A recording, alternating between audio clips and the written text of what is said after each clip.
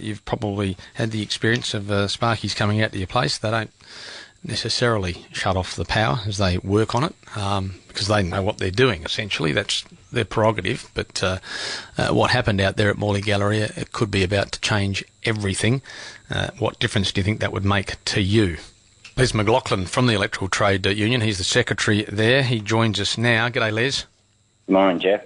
It's Gary, actually, mate. Hey, you're right. Hey, just can I just check with you?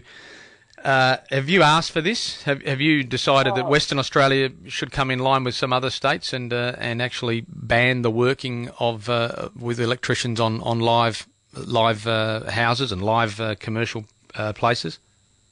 Yes. I mean, we've been calling for this for years. You know, I mean, any electrocution in the workplace can be avoided if there's no energy in place at the time. So we had called for it. We called for a ban in the past.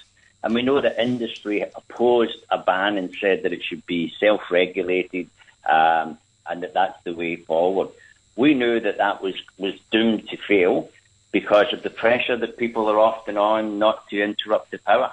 And we say that there's only one way that you can do that and take the pressure off the individual electricians as well, and that is to say that it's unlawful to do work on a live installation. So give me an idea, though. How would it work at a shopping centre, which has obviously got to be operating in some way, shape or form, and yet there may be some major work needed? How would that work in practice? Well, you would plan the job. If you plan an outage, and by that I mean you plan to say, right, we're going to have to do this work. We know the material that we need. You get everything ready and you plan a time when you can knock off the power, and you may well have to set up a generator, or there may be other methods of doing that, but you knock off all the power in order to do the job safely.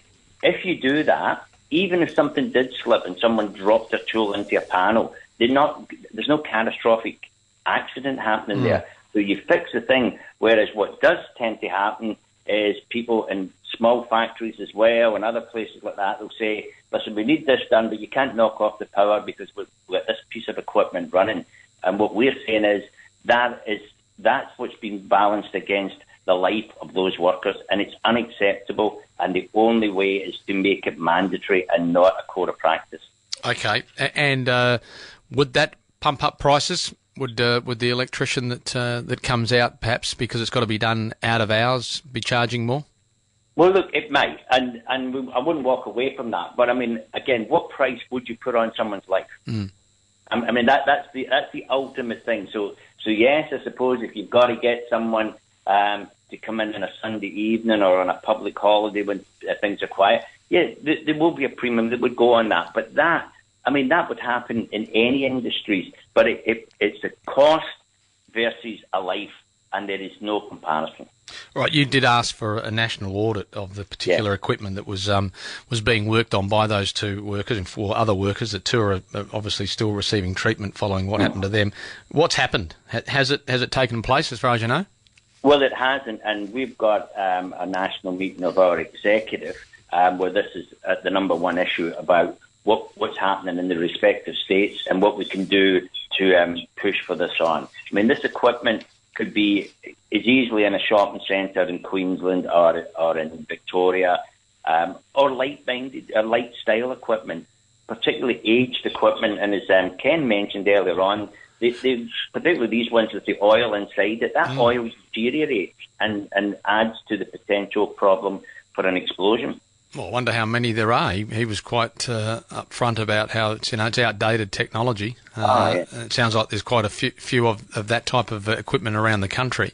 Have you thought about your members just refusing to work on them, or is that where you're at now? Or? Well, I think there's a few things there. We would say no one should be working on it, and yes, we could put a ban out, but the individuals, when they come under that pressure, particularly if they're younger people as well, they can come under quite strong, extreme pressure well, the other guy used to do it, why can't you do it? There has to be this thing where someone says, it's unlawful for me to do it. My license would be at risk if I was to do that. I'm not prepared to do it. That takes the pressure off that individual and makes it a safer workplace.